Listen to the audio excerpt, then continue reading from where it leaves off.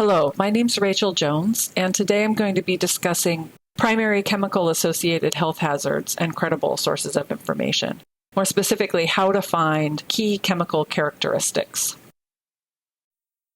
The learning objectives are to identify the primary types of health hazards associated with chemicals, explain key chemical-physical principles and how they relate to exposures and health hazards, find relevant, credible sources of chemical hazard information, differentiate among information source types, and analyze the strengths and limitations of sources of information.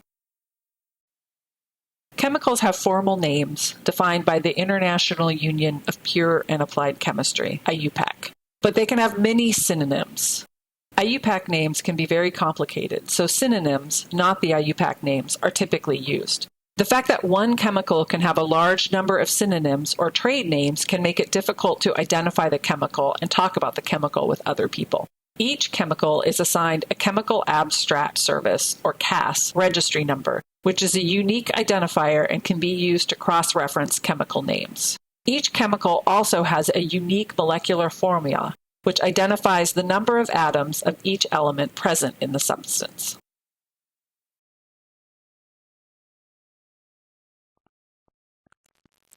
This is the home page of the PubChem database, which is managed by the National Library of Medicine and indexes chemical information from a variety of sources. So to search for our chemical, I'm just going to type the name here into the search terms and spell it correctly. The database reports what they identify as the best match, and you'll see here a number of synonym names for our chemical, but 2-propanol is identified. The database also identifies another 17,000 chemicals that have 2-propanol somewhere in the name. Let's take a look at the specific information for 2-propanol. Here we see the compound summary page. The blue box denotes some highlights of information about the chemical. And on the right, we see a table of contents that indexes the different sections of the database. First, we see some images here of the chemical structure. Next, we see a couple of images and text from the globally harmonized system for chemical labeling and classification that identify 2-propanol as flammable and an irritant. Next, we see a series of molecular formula. Note that all of these formula have the same number and composition of atoms, but the arrangements provide some additional information about the chemical structure. Next, we see some common synonyms and the molecular weight. Let's scroll down here to Names and Identifiers using the Contents tab. Here in section 2.1.1, we see the formal IUPAC name, which is rarely used but is the official chemical name. And another important identifier here in section 2.3.1, which is the Chemical Abstract Service Registry number, which is 67-63-0. Let's go to section 3, which describes chemical and physical properties. So below the computed properties about the chemical are things that are probably more of interest to industrial hygienists, including physical descriptions of the chemical, chemical and physical information like boiling point and melting point, density, vapor density, viscosity, odor thresholds, and a variety of other chemical and physical information. If we go to section 13, Safety and Hazards, we'll find a summary of some hazard information, including that from the Globally Harmonized System, or GHS system, and NFPA, among others. Section 14 provides a summary of the toxicity information, including whatever data is available about the classification of the chemical's carcinogenicity. I encourage you to take some time here to explore the various types of information available in this data set. They're very rich data sets that draw on a variety of authoritative sources and really should be one of the first places you go to look for chemical hazard information. So this slide summarizes the information that we identified about the chemical 2-propanol from the PubChem and ChemID Plus databases. We have an IUPAC name for the substance, propan-2-ol. We have a CASH registry number 67-63-0. We identified several synonyms for this chemical that you're probably more familiar with. And the molecular formulas are shown here. These molecular formulas do have the same number of atoms of each element, but the different organization or presentation of these atoms can represent information about the chemical structure. The chemical structure is shown here to the right, where the gray points and intersections represent carbon atoms, and we recognize that the molecule has one oxygen atom and one hydrogen atom. The molecular weight of the chemical is 60.1 grams per mole. The properties of a chemical can give you a lot of information about how workers may be exposed to the chemical. Here we provide a very brief overview of some important chemical properties that occupational health professionals should be aware of. First is form at room temperature, which may be solid, liquid, vapor, or gas. A gas is a substance that has a single defined thermodynamic state at room temperature, while a vapor is a mixture of two phases, a gas and a liquid phase. This means that a vapor is experiencing a phase change at room temperature, such as occurs during evaporation. A solid has closely packed molecules and are characterized by rigidity and resistance to force applied to the surface. A liquid, in contrast, will flow to take on the shape of its container, while a gas will expand to fill the entire available volume. Vapor pressure is a measure of the tendency of a material to change into the gaseous or vapor state. Note that vapor pressure changes with temperature. The higher the vapor pressure, the greater amount of the chemical in the gaseous or vapor state. Density has units of mass per unit of volume, for example, grams per liter. This information, like molecular weight, is used a lot in unit conversion. If the density of a gas or vapor is greater than air, then the chemical can sink and accumulate in low-lying areas. Boiling point is the temperature at which the vapor pressure equals the standard atmospheric pressure, that is 760 millimeters of mercury. When a substance boils, you can see it just like boiling here is the familiar concept that one observes when bubbles are forming in water as it's being heated. The melting point is the temperature at which a solid changes to a liquid. The boiling point and the melting point can help one to determine the form of the chemical. Here we see the information that we gained about 2-propanol from the PubChem database. 2-propanol is a liquid, a clear colorless liquid at room temperature.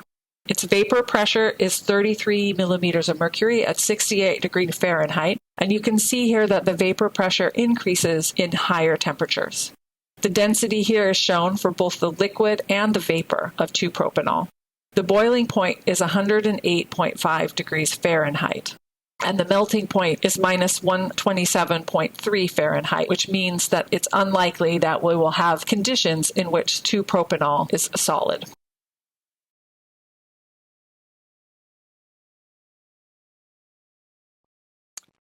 This is the web page for the NIOSH Pocket Guide to Chemical Hazards. It's possible to search the Pocket Guide using the search tools, through an index of chemical names, synonym, and trade names, or through an index of the CAS numbers, where the CAS numbers are unique chemical identifiers assigned by the Chemical Abstract Registry Service. You can also download the entirety of the Pocket Guide as a PDF or use a mobile phone app. Here we're going to look up the chemical 2-propanol, and we're going to use the chemical names index.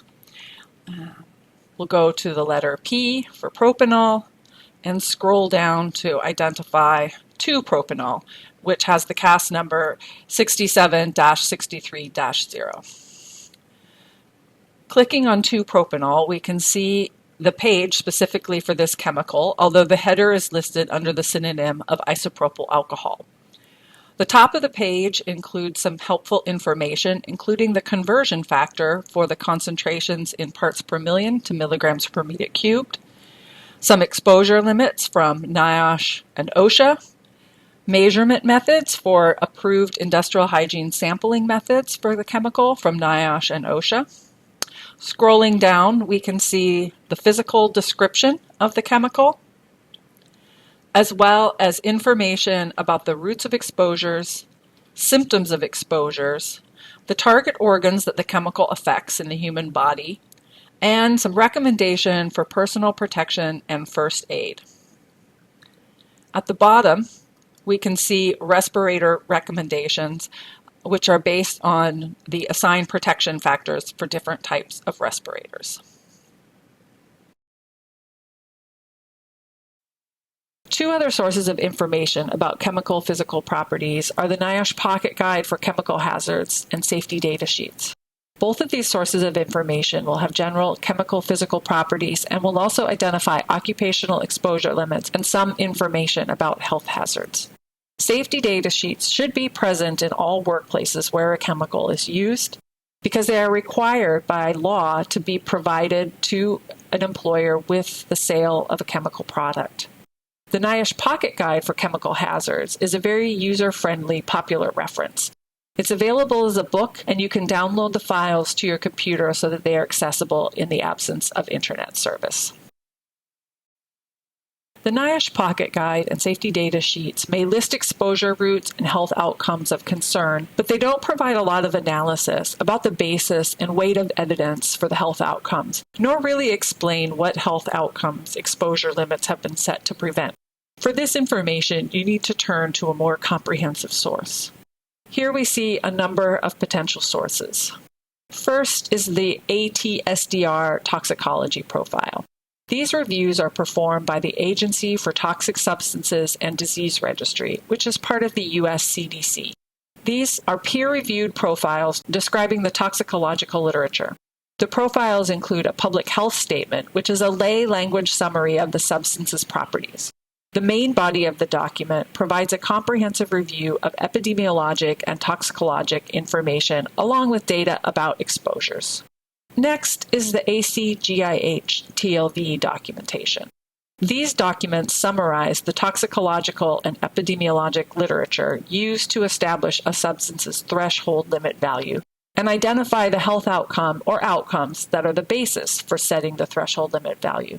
Unlike the other documents identified here, these documents must be purchased from ACGIH, with revenues used to support the work of the staff and volunteers that write and publish these documents. IARC monographs.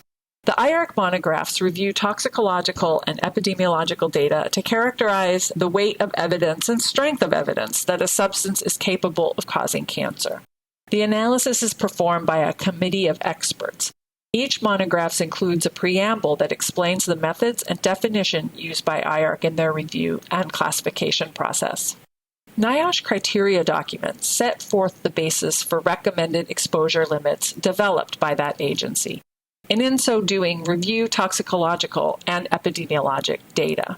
Similarly, the preambles to OSHA regulations set the basis for permissible exposure limits, and in so doing, review the toxicological and epidemiologic literature and discuss the risk of adverse health outcomes from occupational exposures. The preparation of all of these documents is very time-consuming, and these organizations tend to review chemicals only when new evidence emerges, such as a large epidemiologic study or animal toxicity study that identifies a new health outcome or a recognized health outcome is observed at lower exposures than in previous studies. That's all to say that such documents do not exist for every chemical that is used in workplaces in the United States.